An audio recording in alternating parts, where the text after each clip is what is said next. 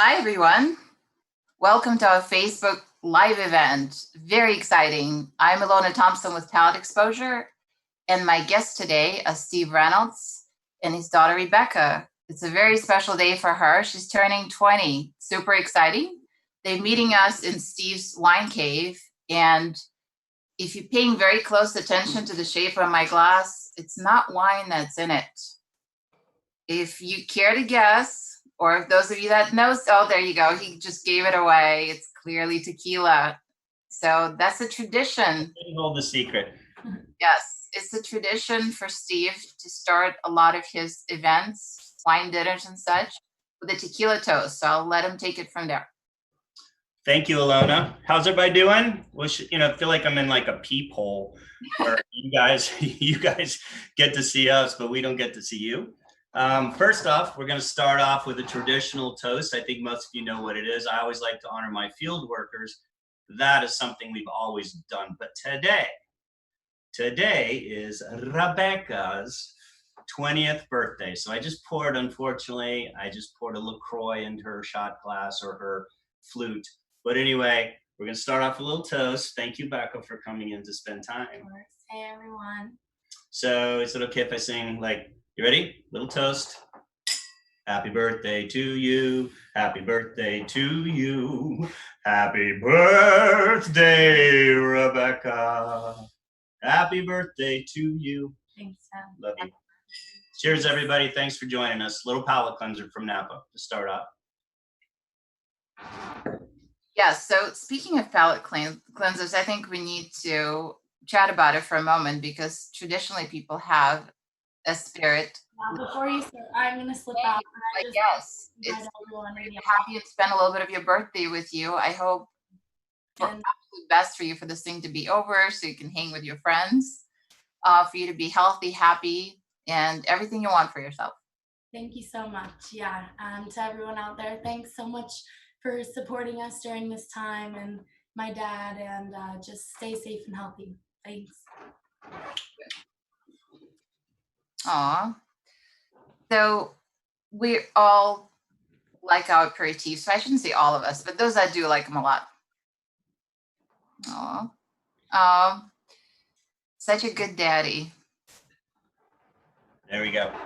So we knew it was it. That was awesome. So a lot of us drink martinis, maybe old fashioned or whatever we prefer, right? But it's not customary to have a shot of a spirit before dinner. Usually it's an after activity. But you mentioned palate cleanser, and I'm quite curious. Tell me more. It's kind of a term I just come up with just because selfishly I enjoy a little tequila and, usually can't wait to get started. So for me, it's always been something I've enjoyed. And, like you just said, a lot of people enjoy a great martini before dinner. I think a lot of us are using or having something we enjoy to just warm ourselves up, just kind of break the walls down, get a little of the dust off from the day. As we say in our house, the black monkeys, get them off our shoulder, So anyway, at least I enjoy a little bit of tequila just to warm myself up. So it's a great tradition. I'm not scientific enough to know if it's good or bad for your palate, but it sure seems to work for me. So Steve Reynolds gave you permission to have tequila before every wine dinner. So you can take that to the bank. That's all we needed. The only thing I have to add to it is your tequila clearly is a sipping tequila, so it's quality beverage. It's not a shot. It's definitely something you want to taste in a flute. I know today we're talking about Reynolds family wines, but obviously Penta's a big part of my life and my partners. Shout out to them. Shout out to Penta, and who knows? Maybe we'll end the series today with a little shot of tequila again. You never know. Yes. So something to look forward to. Very good beginning. And now we get to move on to something I'm particularly excited about, which is we have a can called Naughty, and it's sparkling, and I'm about to open it, and this is my first time trying it. Hey, should we do this together? Hold on. Yes. 1, 2, 3. Perfect. It's almost synchronized. There you go. So Naughty is not a new project in name. You've had Naughty since early 2000s, right? As a brand name? Yeah, so Naughty was just this silly little thing that popped up many, many years ago. A lot of guys were making super fun wines. Other winemakers were coming up with these kind of fun things. We'd all share them at parties. And, there was this one wine I remember that was super funny. I can't even remember who the wine guys were, but it was called Piss Ass Red. And of course, the picture on the label was the two winemakers standing at a urinal. I'm sorry, guys. I know it's supposed to be a classy wine show, but it was pretty hysterical. So I was working a lot with Oscar Renteria, a great friend of ours, and he delivered some grapes. And I was on the internet one night, and my kids had been like particularly naughty, crying all night, and one of those things. So I went on the internet, and I just saw this thing, and the word naughty was such an unusual name, because naughty to one person, is like, oh my gosh, I got a parking ticket, I'm terrible. To the other person, it could be, some Colombian drug lord, dropped something in the back of their car. Who knows what that is, right? But bottom line is, naughty is different for everybody. But it's such a playful word. And what I love about what's happened here is canning. I think as well, has become just a big part of the wine industry. So I kind of feel like Naughty has moved from the bottle, where we've been making it for years, but never really pushed it, just a fun project, a way for me to play with other winemaking techniques and different grapes. And finally, this canning project came up, and a great friend of mine, John Wilkinson, who is a partner and Bin to Bottle, and very nice facility here in Napa Valley, has the capability of doing the cans, has the resources, has access to more fruit than I have, and wines. And we just decided one day to collaborate on this, and we're just starting out. This is sort of the maiden voyage, you might put it. That's so exciting. You're obviously known as a blue chip brand. You've been around for a long time and have crafted some of the really well-received blends. So you have a reputation for that, and just in general, as someone that really is very intentional and always does things with a sense of integrity. So the whole can project, I would assume, would carry forward that same mindset. Well, I think that's the intent for us, for John and I. It was, why can't you have fun? Why can't you have great wine in a way more convenient package? We're all so active. We're all traveling. We're hiking. We're boating. And let's face it, it's pretty convenient for Coors and Bud Light, etc. But if you're a wine drinker, life isn't so easy. So I think the canning idea is fantastic. And so we decided to be responsible and do 250 milliliter cans, which is about a glass and a half. And the reason for that, and we put it on the label as well, is if you do a 375, larger size can, let's face it, you're out water skiing, and you're trying to keep up with wine, and you're taking down a 375. Well, that's a half a bottle of wine, and the other people might be drinking, just a Coors Light, which is so that you kind of get the picture there. So we just wanted to be responsible, and I like the size of it. I like the look of it. It's the most popular can size right now. So we chose this packaging. We did a bunch of research on style, look, etc. We wanted to transcend many generations and have fun, have people of my era like it, have it appeal to them, but all the way down to, let's say, Rebecca plus 1 year, college kids. And I think it's fun. The wine inside is fantastic. And that's the difference. We wanted to be able to put quality into something fun and playful. Yeah. Hey, Steve? Yes. Yeah. Hey, we got a question. Joe's wondering, are you going to expand and include more of the naughty wines in cans? Thank you, Joe. Great question. And by the way, thank you, James. James in the background calling out some questions that are coming in off of this feed. We hope to. Right now, we decided to baby step into this to see where this would lead us. Obviously, this is a sparkling rosé, and it's a mix of a number of grapes. And I'm going to let you go to the website. Figure we talk a little more about how it tastes and then really the technical aspects of the cans today. So you can definitely get that off the website. But we hope to expand. We went for a white blend and a rosé that is also a blend, sparkling. And we hope to come out with a red. Reds are not quite as popular right now in cans. People are looking, I think, for a little more cold and refreshing when they're taken to cans. But we do have an idea for a few more things to come down the line, but we need you guys to take us a little more to success first. So we're hoping to get this out. We're presenting to some great places. I know in Texas, we're talking to HEB. So you guys, all my Texans that are watching, go ask for it.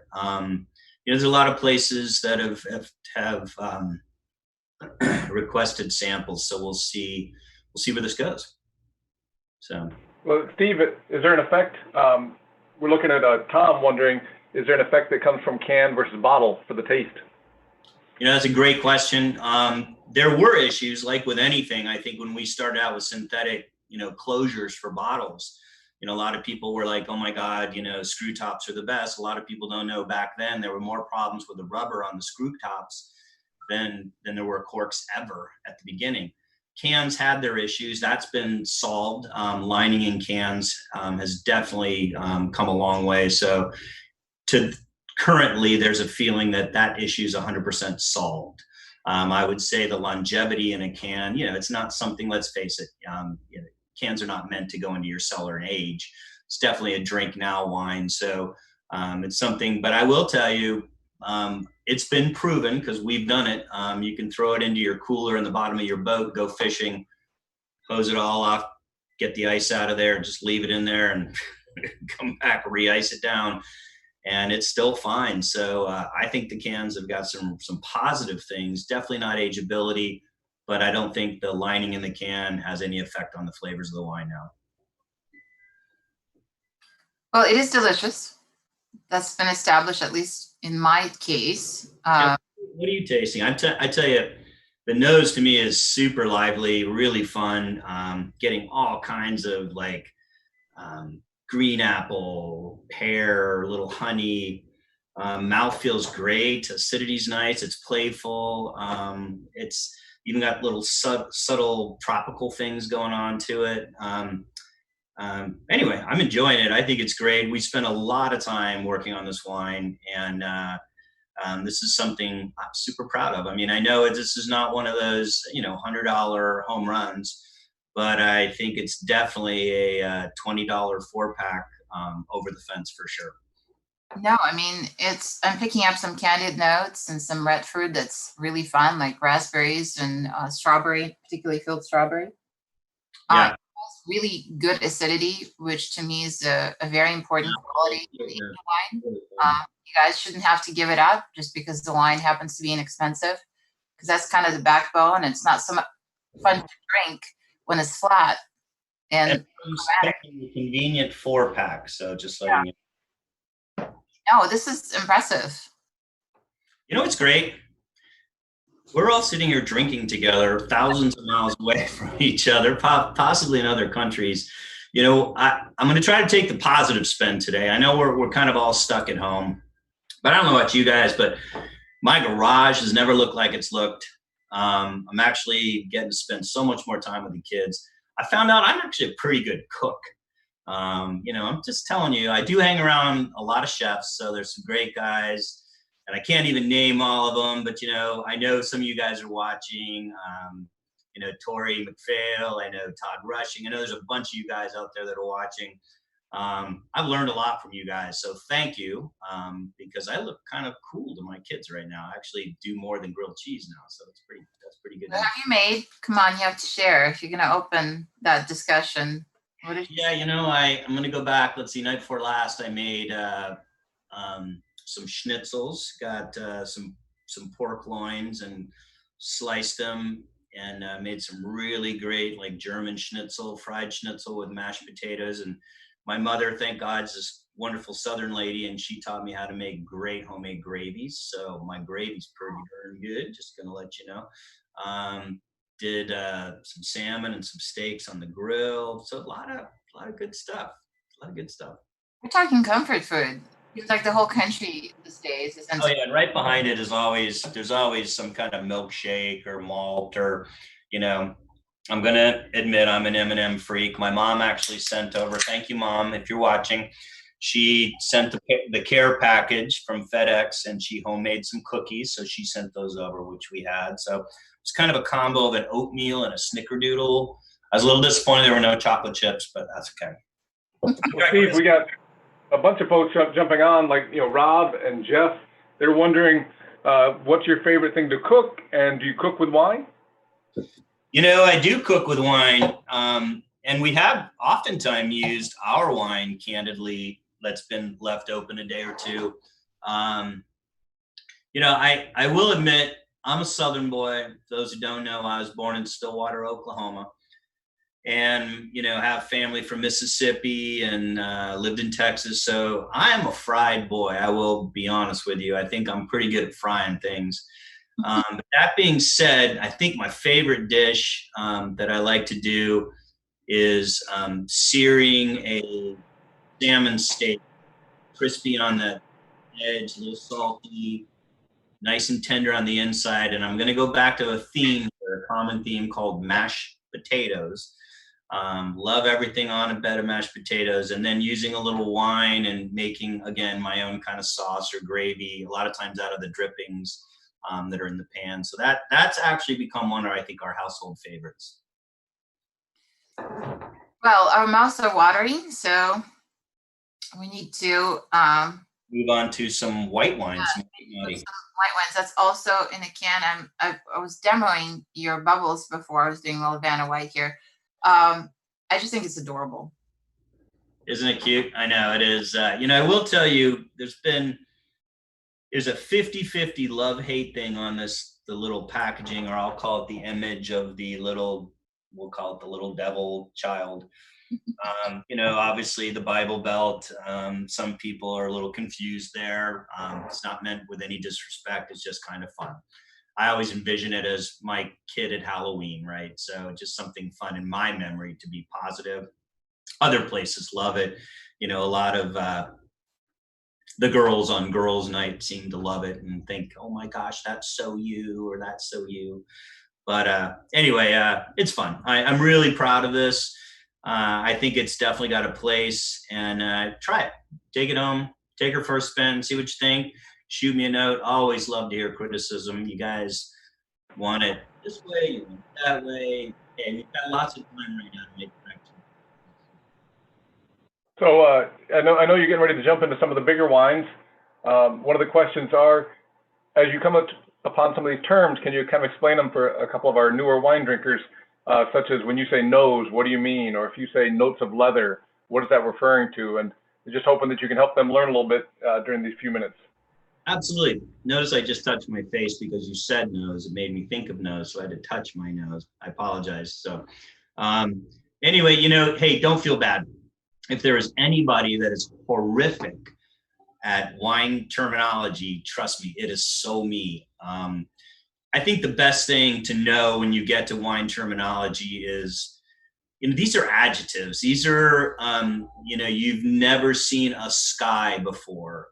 You've lived in a cave, and you come outside, and you've got to communicate of what this color is and this warmth that's coming down on you. What is that? How can you look to the guy next to you who's also been in the cave, and how can you guys go, what is this? So wine's no different, really. We just have to use things that we've experienced in the past.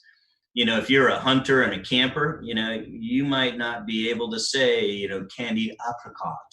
And, you probably never tried it, right? But you probably do know Oscar Mayer Wiener, and you probably do know, dried jerky, or, so really you've got to use adjectives that you can communicate with.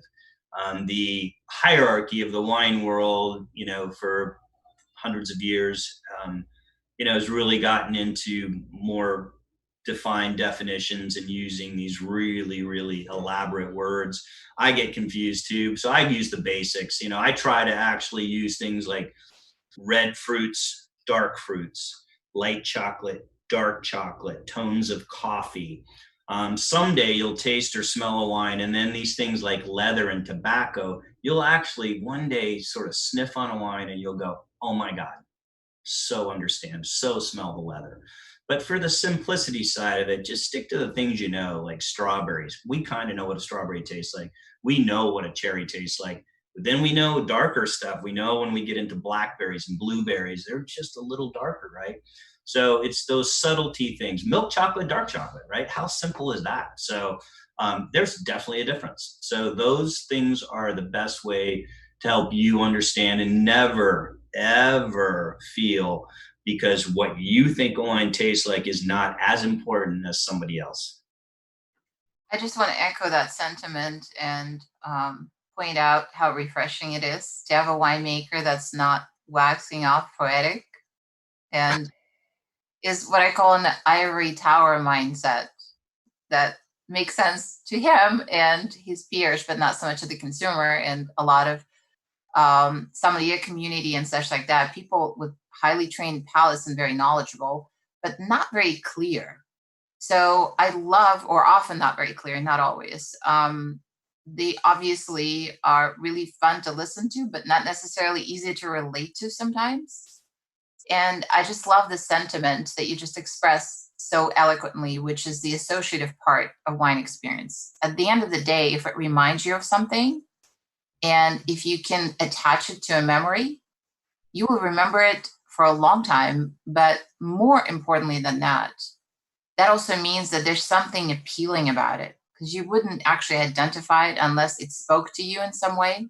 And that language is far more important than sophisticated terminology and wine lingo. It really is highly personal. So I would encourage everyone to really get into their own palates and their own memory banks and really create something that makes sense to them. Yeah, I don't think it's saying it's strawberry or blueberry. It's how you say it and the sparkle in your eye of describing it. Oh my God, strawberry. That tells me you love it. So it's not necessarily what you're saying. It's sort of the overall thing that you're expressing about how excited you are about the beverage. And I think to me, that's what I read in people. So, I mean, I know, for some reason, I feel like some of the Psalms, and I know this is definitely not an industry bashing. We're so positive today.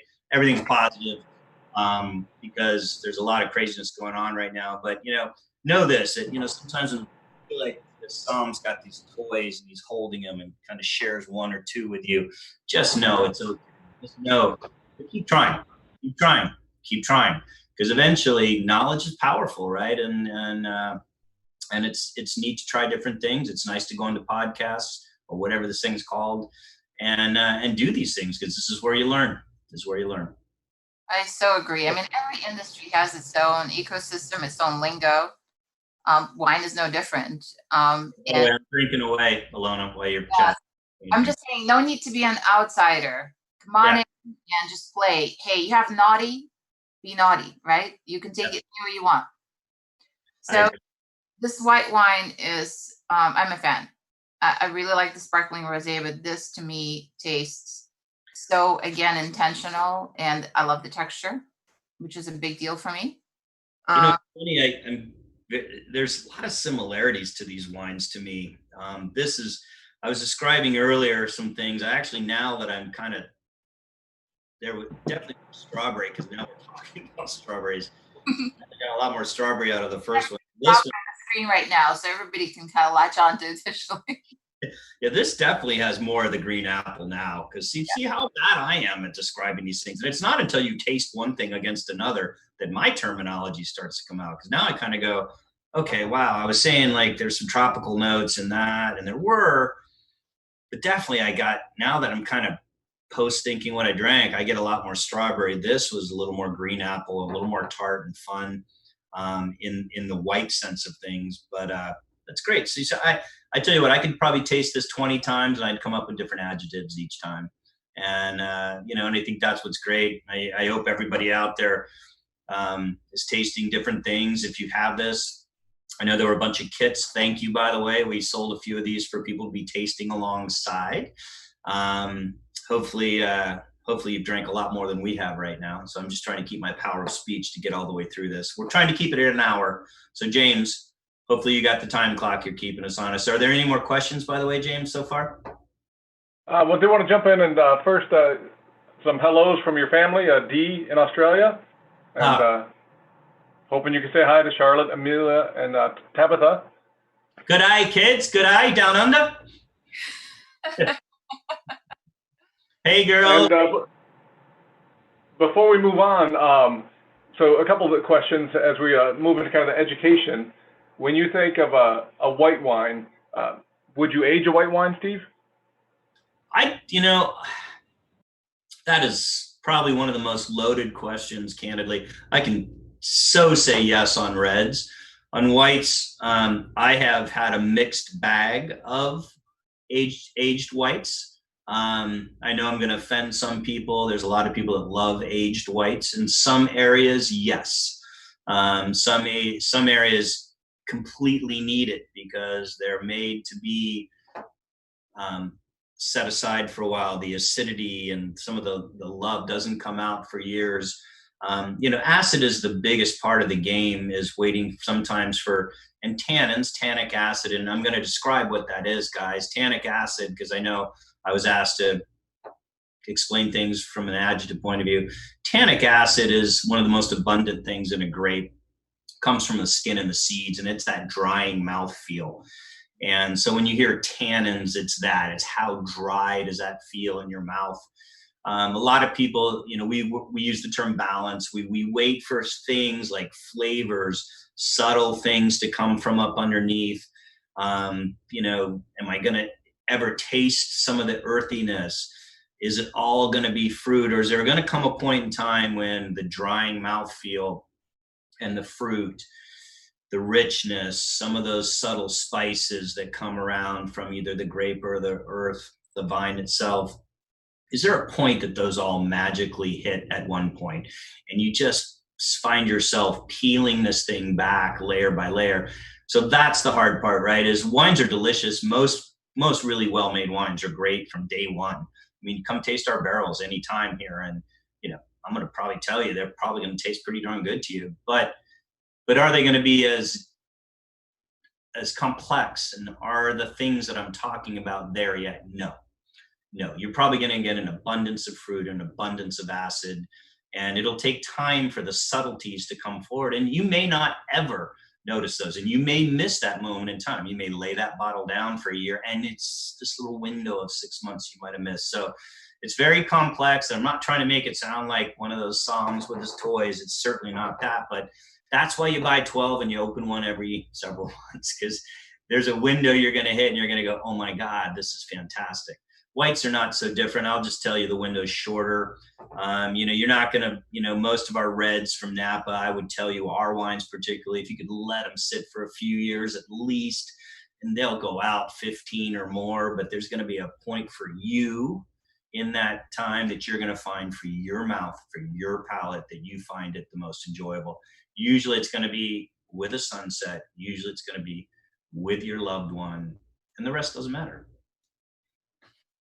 I have very little to add, but I just want to again validate what you said, because it's really important. Lead with your palate is what you essentially stated, because wines change both red and whites.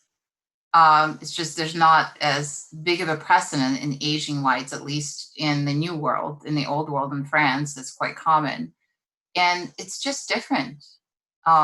Different qualities show up in the forefront. We use this term called tertiary, which all it means is secondary flavors and aromas become more prominent as the wine ages. And some people's palates certainly lean that way, and they find a lot of pleasure in that. So it's not better or worse, it's just different. Your whites tend to age really well, as I've experienced. I've had your Sauvignon Blanc from 14 and 15, and I think they're delicious and intellectually also stimulating as well. That's a good lead in right there. Yeah. So, are you telling me to keep drinking, Ilona? Yes, that's my job, to keep. I needed someone to, because otherwise I would have felt. Yeah. So our next order of business is 2017 Sauvignon Blanc, which again, exciting. It's new. And it's 2017, which you're going to tell us all about. I am. So, 17, everybody, big year for Napa Valley. So this, I'll tell you, first of all, this is a vineyard that we own. So a lot of what we produce, we get into the Reynolds lines, are wines made from fruit that we grow. We're blessed in the sense that we're small enough to control a lot of what we do. And I think that's pretty rare in Napa Valley nowadays. So very blessed to have Israel Arturo leading a vineyard team that takes care of all of our fruit. You know, I don't need to tell them much anymore. We've worked together so many years. It's pretty much like we have this non-verbal communication. We kind of look at each other like, and it's done and it works. Just some of the best guys I could ever hope to work with. So this comes from a property we have over on Monticello Road, which is over by the Napa Valley Country Club, which really borders the Coombsville region and just Napa Valley. The closest to that would probably be bordering the bottom of Atlas Peak. And this used to be an old vineyard called Carrefour. And we were blessed to take this over about 9 or 10 years ago. And about a third of the property was planted Sauvignon Blanc. We have taken a little of that out and regrafted over to more Cabernet because I think the property is such a great Cabernet property. But the Sauvignon Blanc that we have left were in the pockets that were just phenomenal. So this is 100% estate Sauvignon Blanc. We ferment this 3 different ways.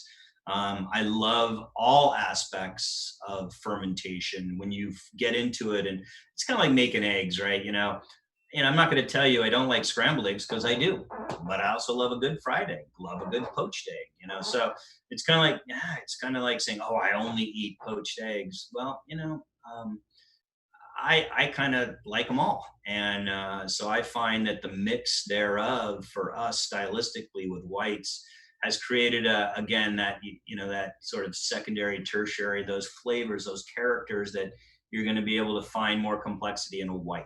It's more difficult to get complexity in whites and something that's going to intrigue somebody with a, let's just say, an advanced palate. I think these are the wines that we work on. It's also Susie, my wife's favorite style of winemaking.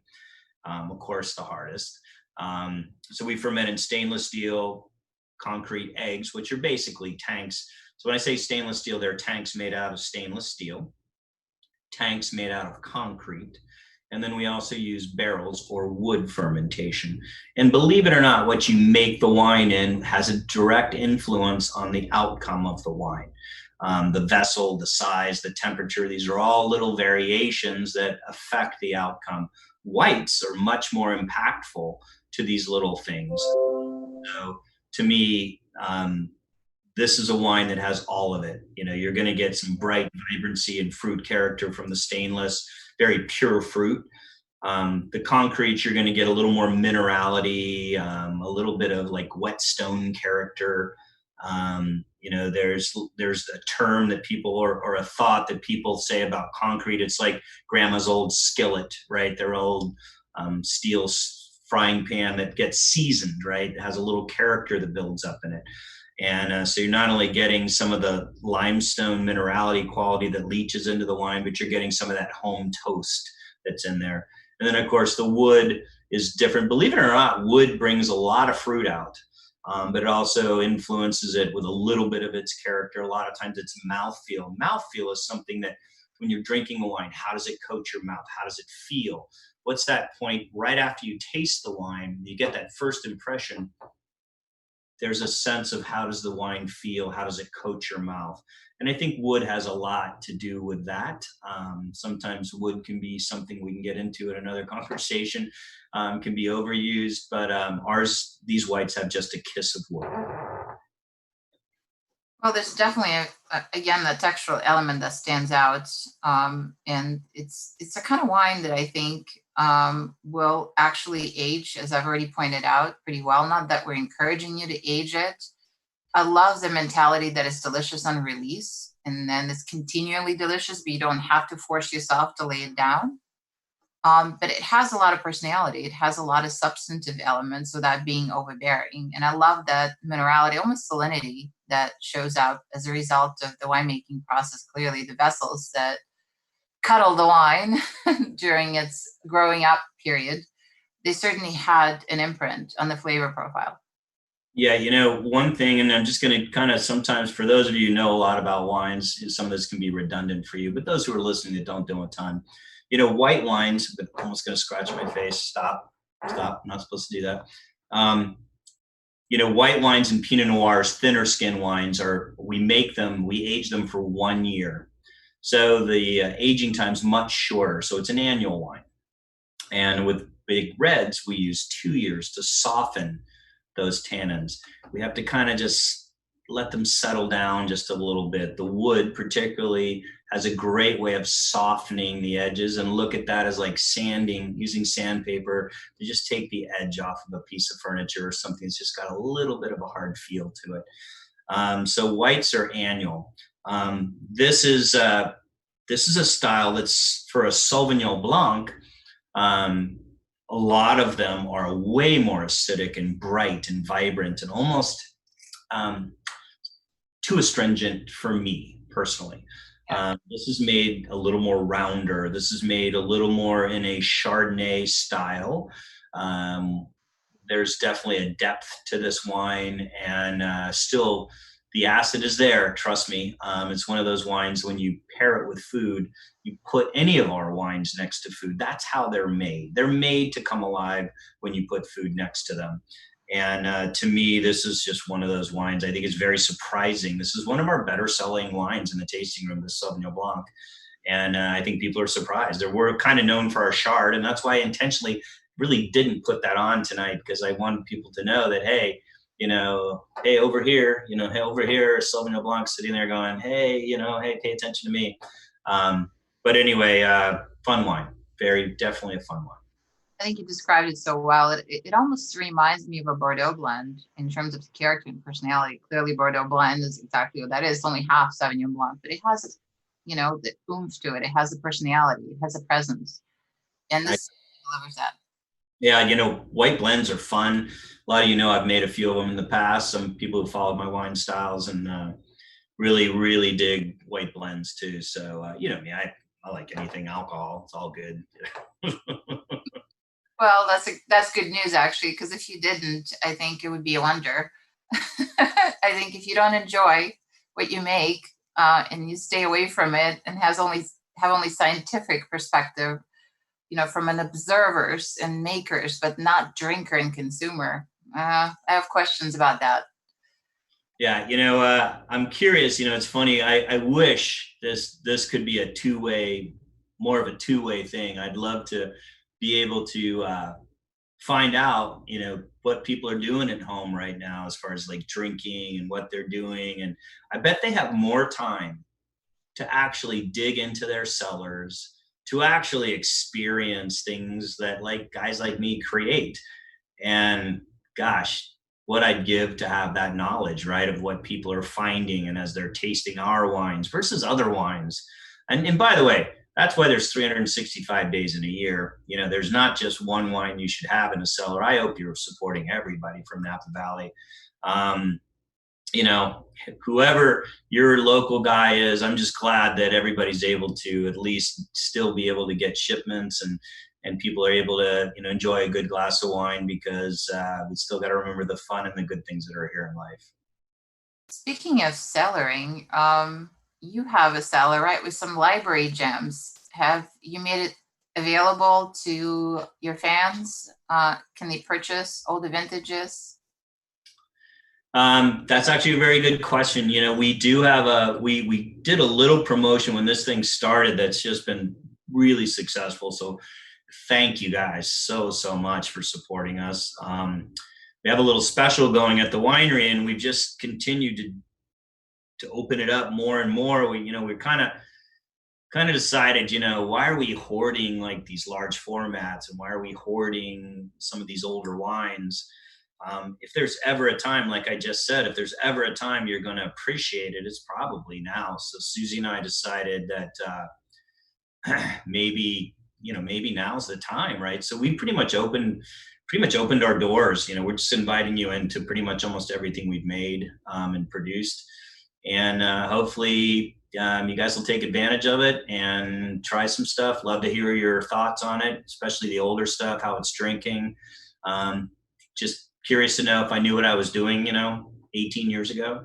Larger formats sell differently than 750s. There's a whole other value added edge. Tell us about that.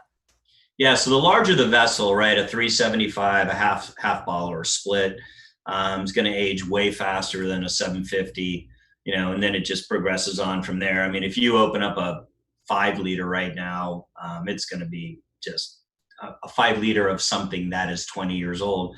It's probably going to just be drinking money. Versus, who knows, 375 might have missed its mark.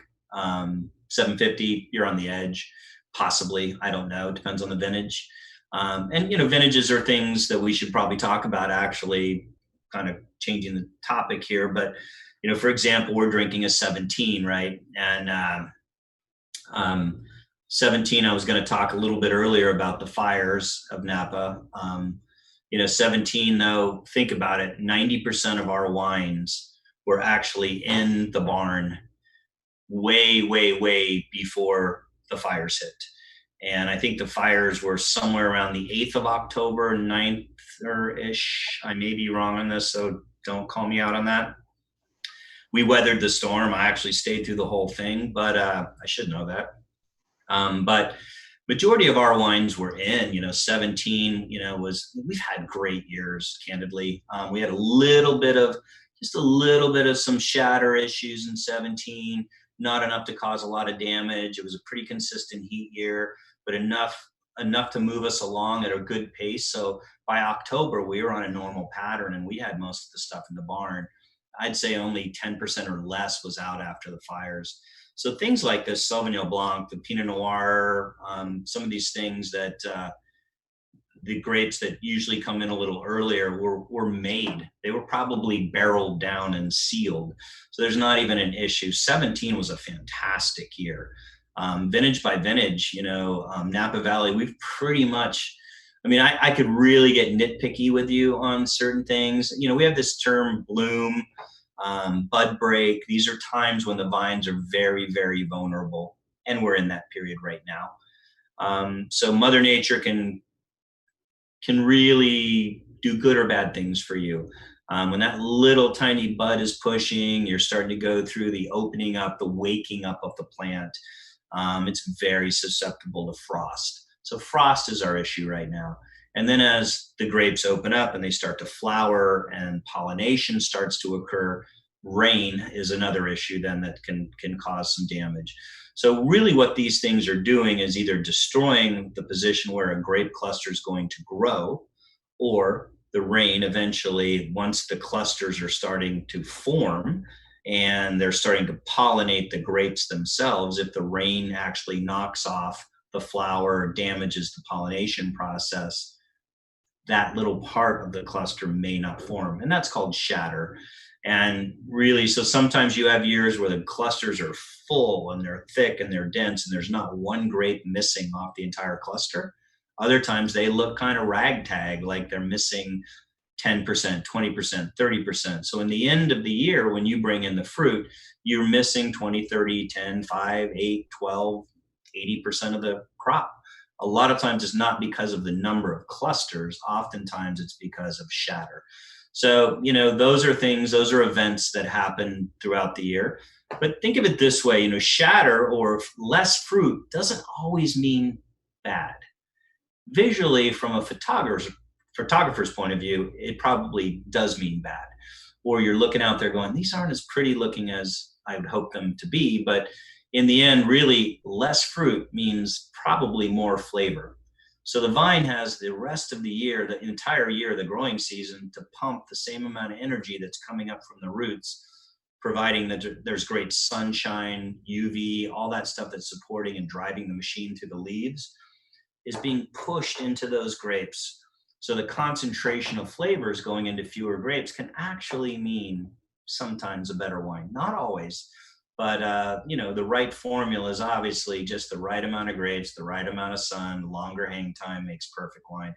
And I will tell you right now, I would challenge anybody to do their homework on the world of consistent wine, consistent great growing conditions with the soil types that we have. I'm just now throwing out a little shameless plug shameful, shameless, whatever it might be, for Napa Valley. And I just had to throw that in there a little bit. I got on my high horse there. So anyway, another reason. Plus I'm drinking, starting to get a little buzz. It's good. No, I mean, what you've shared actually is exceptionally important, especially for those folks that spend a lot of money on wine, that have cellars, that really want to make informed decisions. I'm awfully glad that you started with a date, because when is extremely important in this case. We had essentially a string of really good vintages after 2011. 2011 was a challenging vintage because of the growing conditions and those weather events that you described. When it rains during harvest, it's a problem. But starting from 2012, that was so heralded by my colleagues, members of the media, and then 2013 and 14, 15, 16, they were all good vintages. Yeah. Succession of great vintages. I felt like a broken record describing them, and it wasn't in any way pandering to Napa or anything else for that matter. It really was very successful, relatively even, take or leave. The only outlier was 15 because the yields were down. It was a shorter vintage. Right. And 17 was actually, in my view, probably one of the better ones in that string of vintages because of that consistency that we described throughout the year. And then the fires happened in October. Vast majority of the fruit was picked. But if you don't feel enough security, let me say this: no vintner, no sane vintner from Napa Valley would ever release a wine that's compromised or even doctored the whole reverse osmosis and other methodology that could be applied theoretically, because the importance of the maintaining integrity of the region and individual brand for business reasons as well as ethical are very, very important. So I urge you guys that are watching and listening, please do not skip that vintage. It is so delicious and it has so much merit. I would Hey, agree. Steve? Go ahead, Sarah. Sorry, James. Hey, no, the mayors are wondering, do you use different canopy management techniques, vineyard to vineyard? Well, how are you guys doing out there in Texas? I know you guys. Cheers, by the way. So yes, we do use different canopy management. So there's been a number of things that have happened in my lifetime in making wine. And I know Mike has read a few books, so he's pretty technical on this stuff. So I'm going to keep it for the masses here. There are a lot of different things. We farm different than we used to. Canopy management is basically taking control of your leaves and how you're running the canopy of the grapes, and other than just dropping fruit. So a grapevine is basically a weed. That is what I was taught when I was younger, is, basically look at it as a weed. A grapevine just wants to propagate. That's all it wants to do. It's there to grow, and it's there to grow as much and drop as much fruit as it possibly can.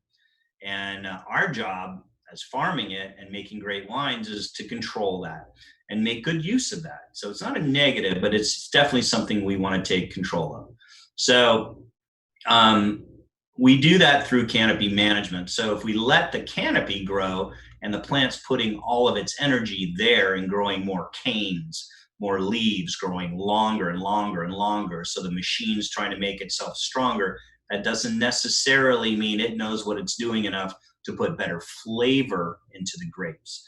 We have learned how to fine-tune this machine to learn to let it perform and have enough energy, enough gas in the engine to get to the finish line. But the focus is on, let's just say, we're using car terminology, to make sure that that comfort in those leather seats and everything else and the music inside that vehicle that we're putting gas into is at its ultimate.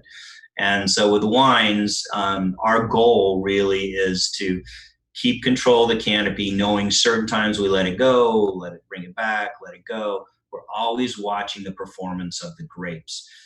There is one thing, now I'm going to get a little technical just for you, Mike, is, anthocyanins, which is a big term.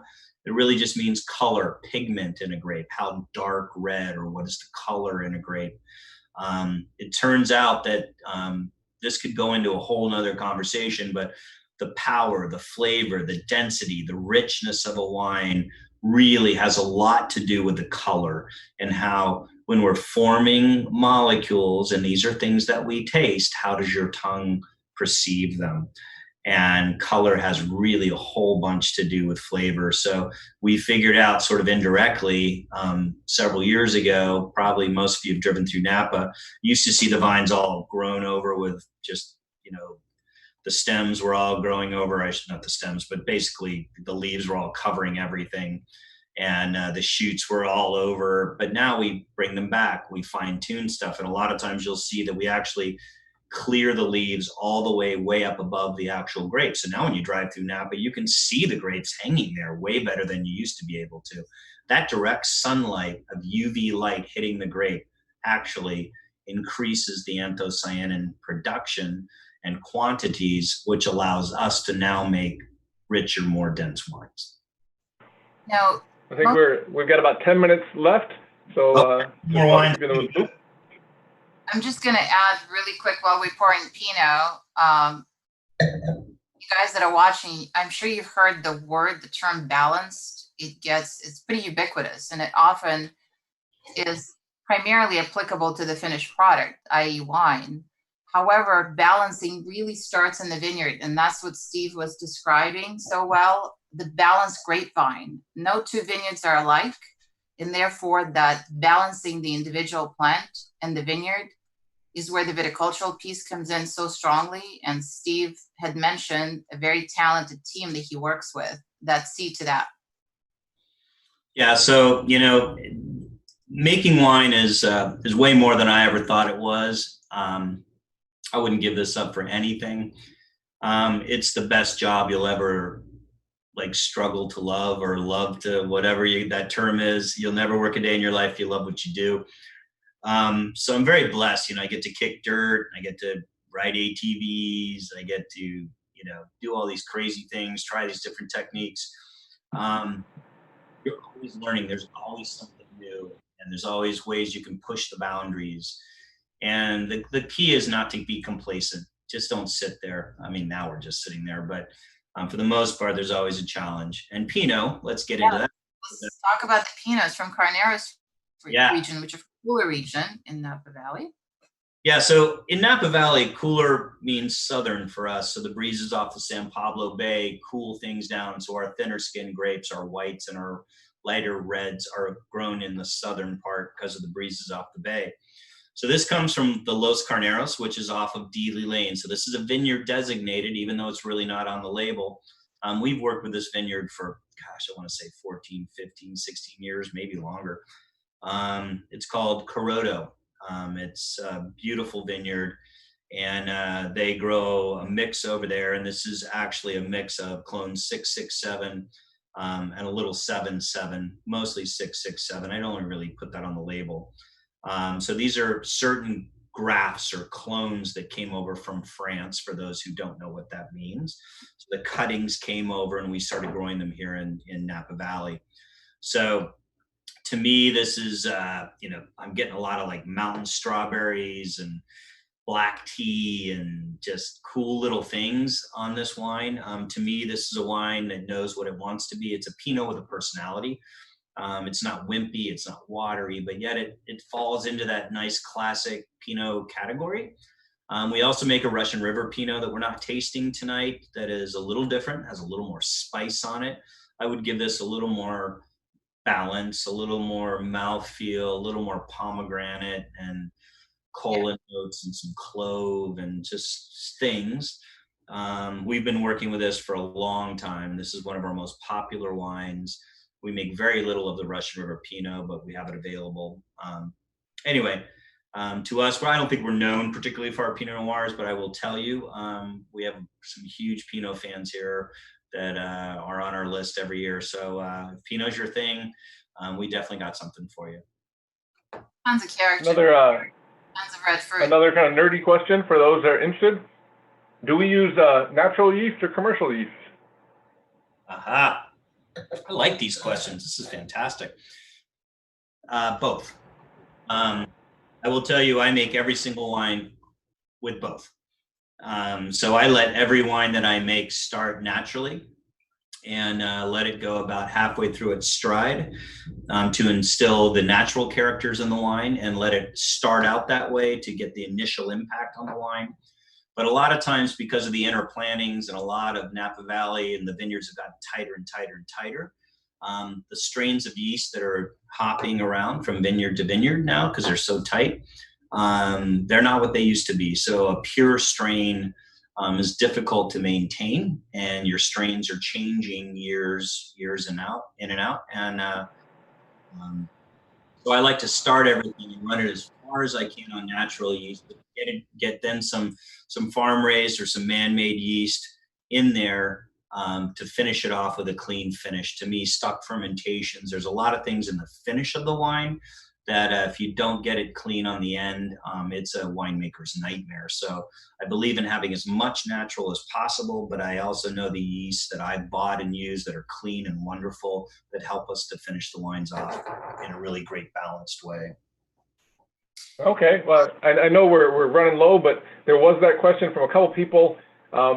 Really, what's the difference between Carneros and Russian River, and why Carneros over Russian River or vice versa? What's going on there? You know, I'm going to tell you that's the Coke Pepsi challenge right there. You know, to me, Carneros, you know, it's part of Napa. So the one section of land down along the coastline that we share with Sonoma is the Los Carneros. We have part, they have part. So you can have a Sonoma Carneros, you can have a Napa Carneros. Then Sonoma, which by the way, Sonoma region county is, I don't know, I'm going to guess 7-8 times maybe bigger than Napa Valley. Much bigger area. They have a section over there that has some wonderful growing conditions because of the coastal influence as well as the soil types. And they're able to just get some different spice characters coming out of their wines there that are just different. Now, I would equate it to somebody that likes a steak with garlic butter and likes peppercorn, okay? You're liking steak, and one day you feel one versus the other, or every time you go into a restaurant, you order the peppercorn. You know, that's really it. I can't decide for you. I find myself bouncing back and forth all the time. That's why I make both of them. And Russian River's become quite popular, but, you know, that's just a thing. You know, you got to figure out what's right for you. I think they're both beautiful wines, and you know, I'm just happy to be able to make both of them. Well, now Murphy from Texas brings up that he feels like the previous vintages of the Carneros were more of a nod to Burgundy style, whereas the 2017 seems more New World. Was that intentional or just the vintage? You know, I think, thanks Murph, appreciate it. How you doing, my friend? You know, I think we're getting better at what we're doing. And I think a lot of it has to do with, you know, we talked about, Alona said 15, you know, was a vintage that had some issues. We brought in some new machinery that's not been around very long, optical sorting. So we have machines now that are able to electronically sort the grapes, and we can get rid of some of the, let's just call them the grapes that didn't quite develop. So let's say on a cluster, some of those, what we call shattered berries, aborted berries that didn't quite get to where we want them, this machine will eliminate them. So now we're able to get rid of that 10%, 5%, 20% of the fruit that is not quality. And we're able to get a little more richness. We've definitely focused more on being 100% barrel fermented on a lot of our Pinots, which I think really is bringing some of that I will say, for me, Burgundy of Pinot Noir is like the holy Mecca. But on certain years, candidly, I don't think France nails it every time. So when you get a great Burgundy, to me, that's what we're trying to achieve, are those ones that you remember. So I appreciate that. And I feel like we're getting closer and closer. You know, I've been a winemaker now for 20, 21, 22 years, whatever it is. Think about that. I've only done it 22 times. So I guess that means slowly I'm getting better, but you know, you think about it, you probably wouldn't go under a heart surgeon right now if you'd only done it 8 times, right? So just kidding. But anyway, we're getting better at it. Now, I think that most of your fans that had a long-term relationship with you, if not all, have really appreciated fans like me that you fully embrace the California largesse. You can really taste it in your wines. They have that personality. They have that point of view. We're so blessed. Hey, can I show you my shirt? Oh, I'm gonna turn around. You ready? Yes. Oh God. This is the best. I was kind of hoping that you guys would get to see that because it's a very important message. And it has multitude of meanings really, but for simplicity purposes, it really is about embracing your backyard, which is Napa Valley. And I talk to winemakers for a living from all over the world. And those that have worked in Napa uniformly state, without a doubt, that the type of climate, this Mediterranean climate, is really the best growing conditions worldwide. And I really applaud that you celebrate that. Hey, one in Rome, one in Napa. I know we got a couple minutes. We'll get on to the, sorry, I'm rushing you there, Alon. I didn't mean to do that. No, but large, yes. That was my segue to your cab because perfect. that You can get your best at Cabernet. Cabernet is king in Napa Valley. So this is our estate cab right here where I'm speaking to you from our property. Our property, we grow, I'm going to get into the clone thing. A few of you will like this. Some of you don't know what it means, but different types. So there are hundreds of types of Cabernet. I always say this at wine dinners, it's like roses. There's many different types. We grow 3 different types here on the property. We grow clone 4. And, you know, just blind luck. Candidly, they were ones I tasted and liked and just was lucky in planting them here years ago. The vines are, so you're getting some ageability on these wines. And this wine to me is just rocking right now. Oh my God, it's singing. It's distracting. I didn't hear anything you actually said in the last 30 seconds because I was too busy talking the wine. Hey, James, how are we doing on time?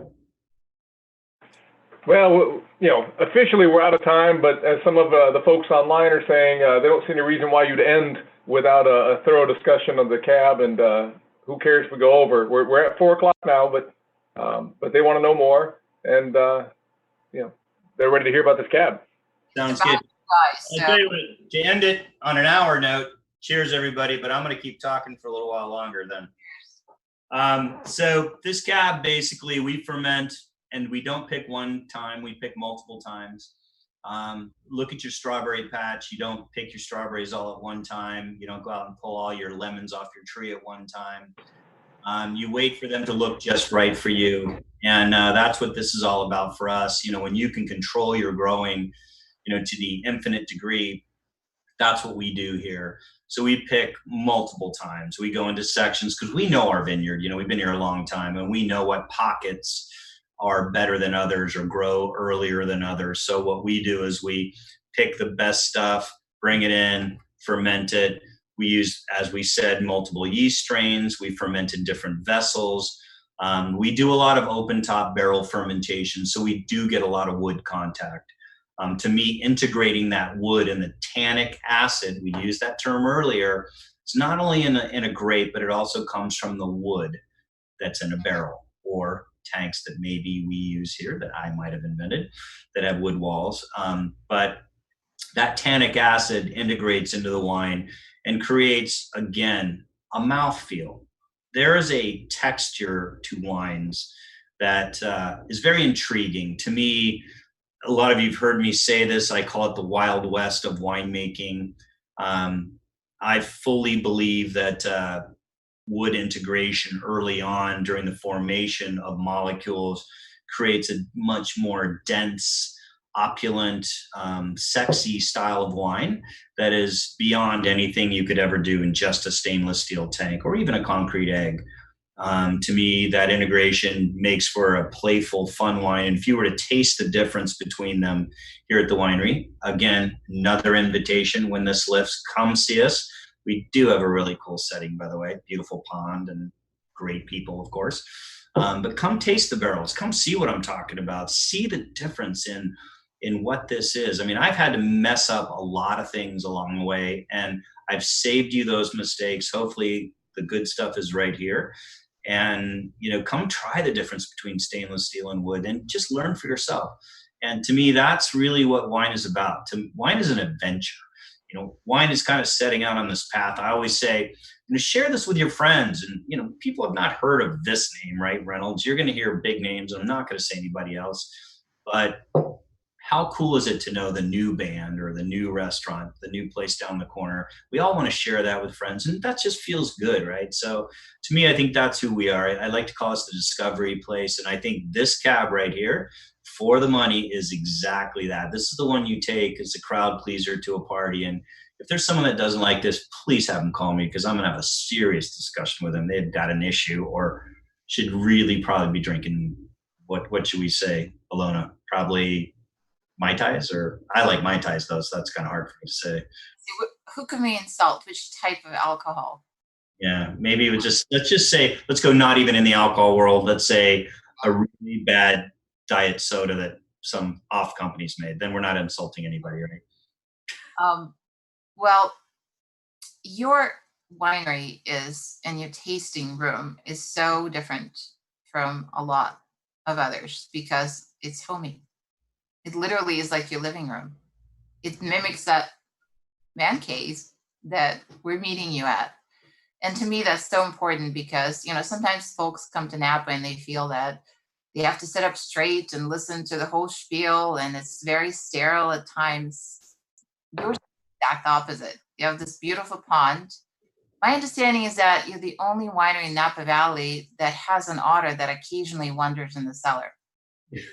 That alone is worth seeing. Yeah, we do. We our pond brings a lot of friendly, fun creatures. We've definitely had a few otter experiences when the door's been left open. We got a couple otters that live in the pond, a bunch of turtles. We definitely have a couple of cranes that live out there, a gray one that's permanent, a white one that comes and goes. A lot of birds, a lot of wildlife. It's super fun. Snakes, we just ignore that. That's a whole nother conversation. They're doing their thing.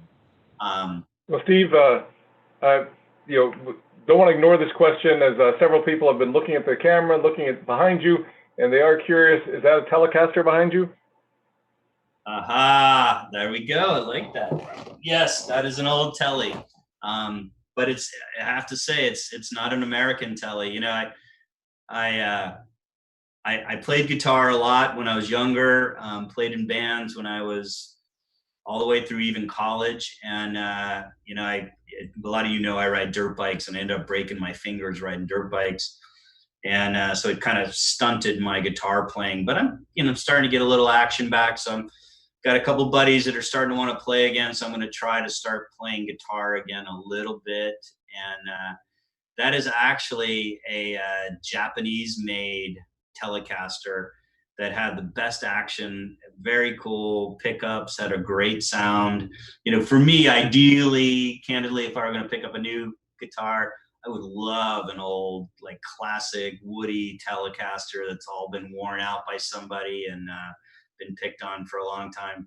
If I could, there's two things if I could collect and I ever had money in my life, it would be guitars and motorcycles. Those would be the two things I'd collect for sure. Well, between your winemaking and your tequila prowess, I think you're quite busy, and music is obviously such a part. It's also an art form like wine, right? My mom, by the way, a lot of this artsy stuff came from my mom, I guess. Very blessed there. And, a lot of sixth grade through graduating high school, I lived in Germany, and we lived kind of out in the middle of the country. And over there, everybody lived so far apart from each other that when you were home, you were home. You were either working, maybe you stayed at school to do sports. But my little release was guitar. And I think back then I'd spliced about 4,000 speakers onto my one little stereo in my room. And anyway, guitar was my way of kind of getting away from the world and having my little like release, I guess. Yeah. And you also play sports, I understand. Yeah, I still like to cycle a lot. I'm a bicyclist, big mountain biker, road if I have to. Still ride dirt bikes. In fact, this weekend, one thing that's prompted me a little bit is we used to have a dirt bike track in the back of our property, and kids are kind of bugging me. So going to take the Bobcat out in the back and kind of see if we can rejuvenate the dirt bike track for a little bit of fun for a few weeks, and then turn it into eventually a mountain bike or an e-bike little track, which will be fun. But yeah, I mean, I played soccer growing up. Skiing's a big part of my life. Still trying to stay active. Gray hair, forget it. Don't even see it anymore. Still trying to stay active. Well, it's also kind of good respite, because I would assume that winemaking at times can get nerve-wracking and cerebral, and just to process everything that you have to accomplish, because I know how seriously you take your craft. It's good to get away, and a lot of people kind of escape mentally in music or sports and things like that. Yeah, to me, it's definitely, I think right now for everybody, I'm sure everybody has a release right now. And I would challenge everybody to that thing that you've wanted to Rosetta Stone or whatever your thing is that you've always wanted to do. I'm starting to dig into my bucket list of, okay, last year's bucket list that I never got to, maybe a few from the year before. I'm getting through a few of them. It's kind of fun, and definitely getting back to sports. And I think this thing right here, that guy is probably going to get worked on pretty soon here. So hopefully I'll be able to pick a little guitar next time I talk to you guys. Oh, that'd be so much fun, actually.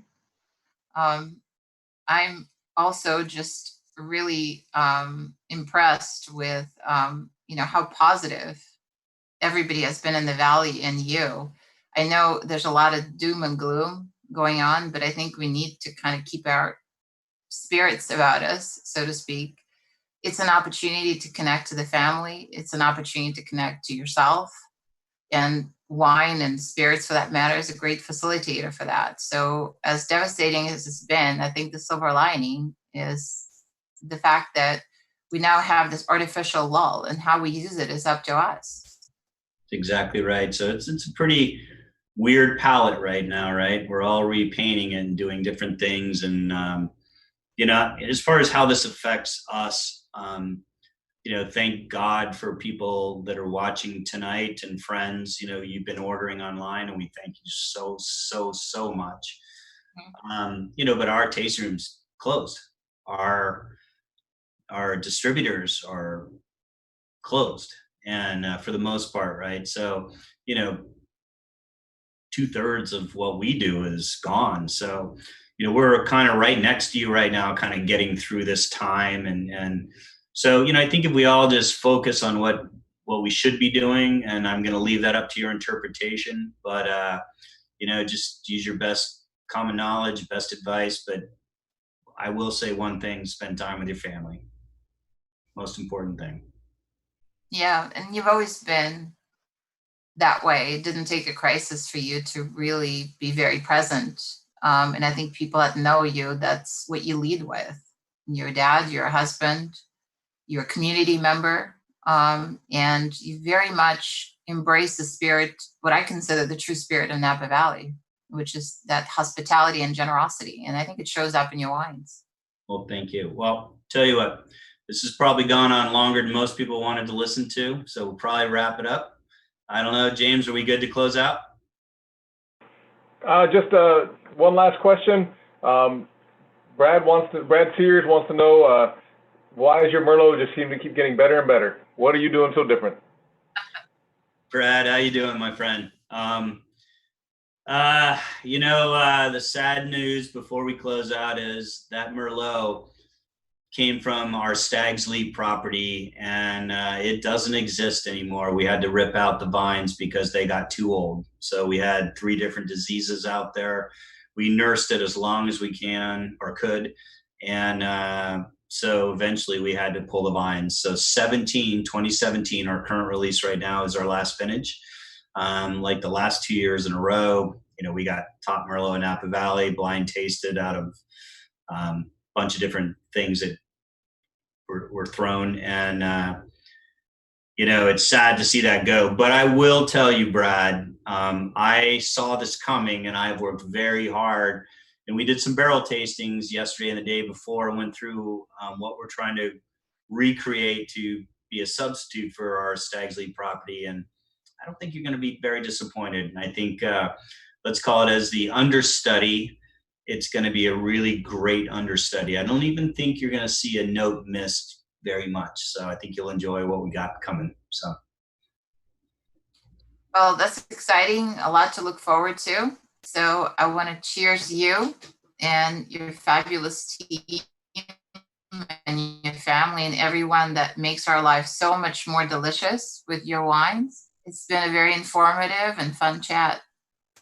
Awesome. Well, thank you, Ilona. And thanks everybody, Paul, Ed behind the scenes, James, who we can't even see your face. And I think you've been fantastic in getting the questions out. Thanks all of you guys for tuning in tonight. I feel great. And I want to cheers to everybody out there. Stay healthy, wear a mask, wear a glove, whatever you got to do, but just stay healthy. Just do the right thing. Cheers, everybody. Okay, cheers. Drink American. Drink American indeed.